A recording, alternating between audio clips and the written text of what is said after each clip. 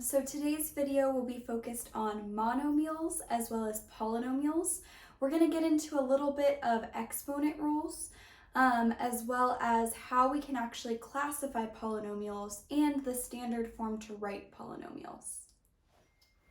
Okay, so a monomial is just a number, variable, or a product of numbers and variables. So some examples of those could be 3x squared, 29x to the fifth. So the first exponent rule we have is called the product rule.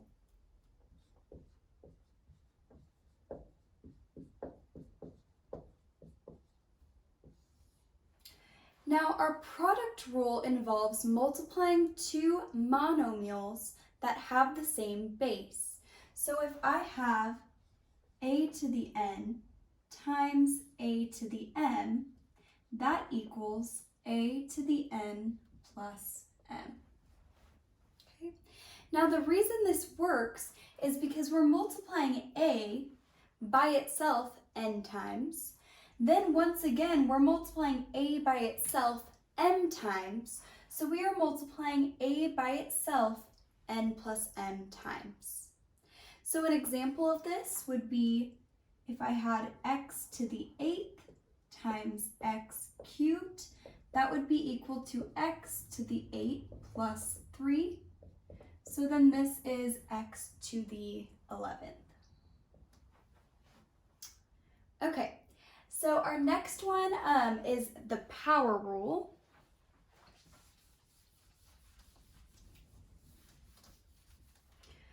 So for our power rule,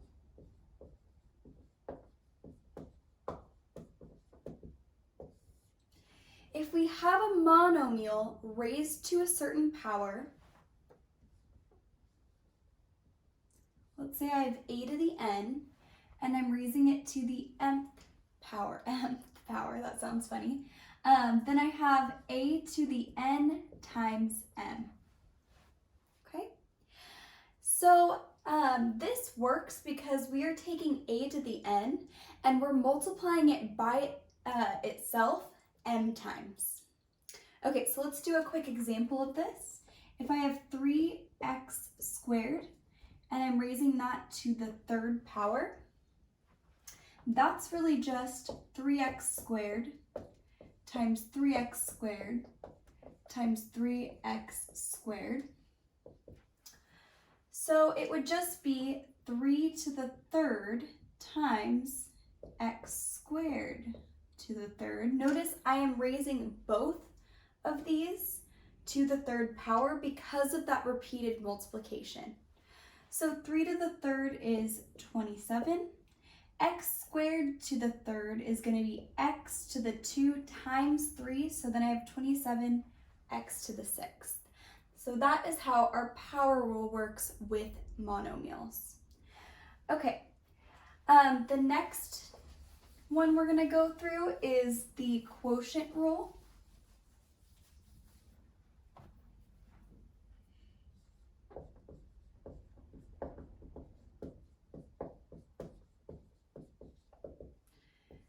And as you could probably guess, our quotient rule involves dividing two monomials.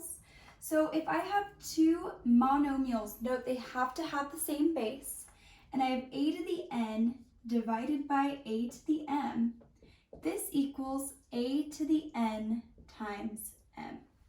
Oh, sorry, minus n. I don't know why I put times. Okay, so what a to the n stands for is I'm multiplying a by itself n times. What a to the m stands for is I'm multiplying a by itself m times. So a certain number of those are going to cancel out. If I have more on the top, then I'm going to be left with a positive exponent because I'm going to be left with some a to some power, some positive power. If I have more repeated multiplication occurring on the denominator, I'm going to be left after all that cancellation with some a's in the denominator. So I'm going to end up with a negative exponent, we're going to go over the negative exponent rules next. Okay, so an example of this, if I have x to the 8th over x cubed, this is going to be x to the 8 minus 3. You could also, if you're having trouble understanding why this works, you could even multiply these out. X to the 8th is x times x, right? 8 times 1, 2, 3, 4, 5, 6, 7, 8. I'm running out of room. Over x multiplied by itself 3 times. So I end up with these cancellations. X divided by x is just 1. So I end up with x times x times x times x times x. That's x to the 5th. Okay, so that's why that exponent rule works. Okay, now the negative exponent rule.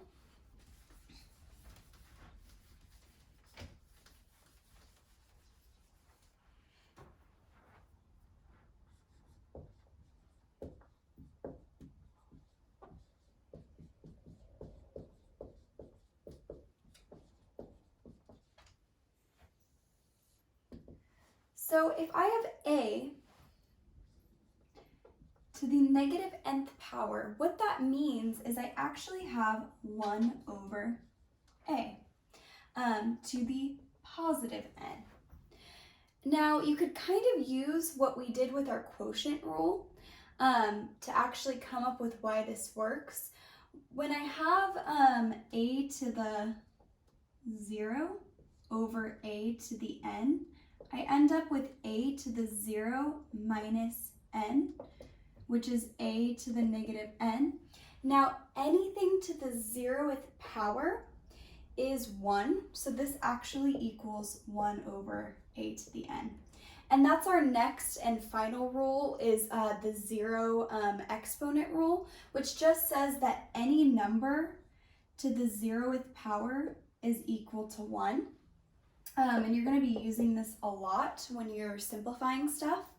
Now the only kind of weird case that we have for this is 0 to the 0th power is actually undefined. Okay, and that's pretty much it for our exponent rules. So now we're going to move on to polynomials. So polynomials are basically just the sum of a bunch of monomials.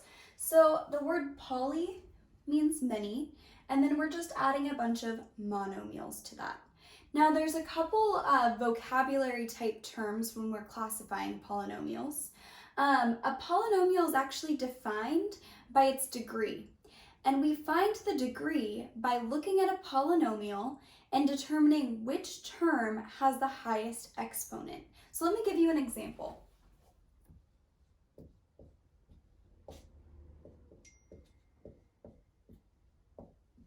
So if I have 3x to the 5th plus 2x cubed minus 1, we call this a 5th degree polynomial because the highest exponent is this 3x to the 5th.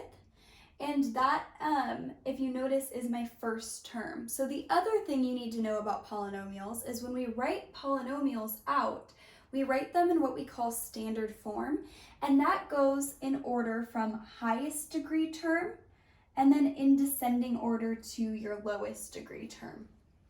Now we have some special names for particular polynomials with certain degrees. So if we have a degree 0 polynomial, that's what we call a constant. Because if I take any number and I raise it to the 0 power, I'm just left with 1.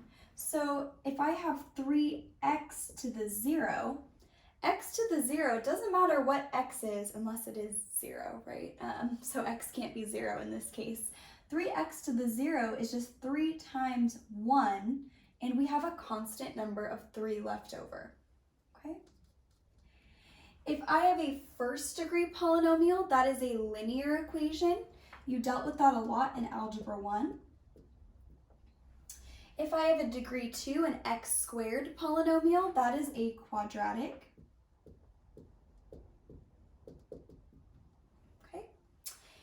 If I have a degree 3, we call that a cubic, so an x cubed.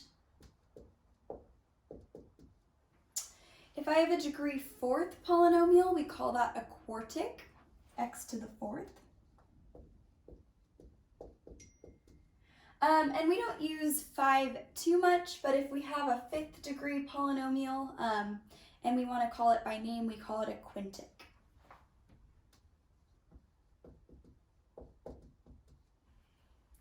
Okay, so the degree has a special name for your polynomial. Now we also have special names when we talk about number of terms. So when we only have one term, like what we were talking about in our last examples, that's what we call a monomial.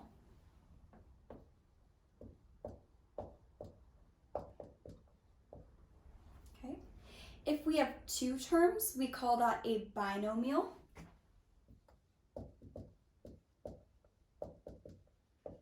That's like if we have x plus 1, we have 2 terms and so therefore it's a binomial. 3, we have a trinomial, 3 terms.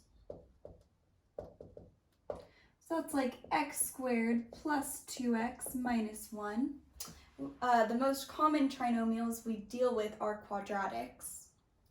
And if we have 4 or more terms, we just call it a polynomial. There's really no special name for those.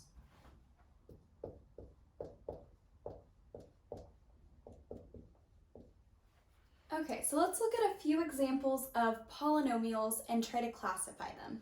So the first one I have here is x plus 5. So x is a 1st degree term, so it's x to the 1st. So this is a linear. And we have 2 terms that can't be combined, so it is a linear binomial. Next, I have x to the 5th plus 3x squared minus 1. So looking at this first term here, I have x to the 5th. That's the highest exponent I have. So this is a 5th degree polynomial. We call a 5th degree polynomial a quintic. So it's a quintic. And I have 1, 2, 3 terms that can't be combined any further. So a quintic trinomial. Here, I kind of tricked you a little bit. So I have 2x cubed plus x to the 4th minus 7 plus x squared. This is by no means written in standard form. So if it helps you to start, you could always just reorder these so that they are in standard form. We'd want to rewrite this as x to the 4th plus 2x cubed plus x squared minus 7. But for now, we're just going to look at this x to the 4th because we see that that's the highest degree I have. And so if we have a 4th degree polynomial, that's what we call a quartic. And we have 1, 2, 3, 4 terms. So we have a quartic polynomial. We don't have a special name for that. Okay. And then here I have 1/3 x cubed. So that's going to be a cubic. My one and only term is of the 3rd degree. So this is a cubic. And because it's only one lonely term, it's a cubic monomial.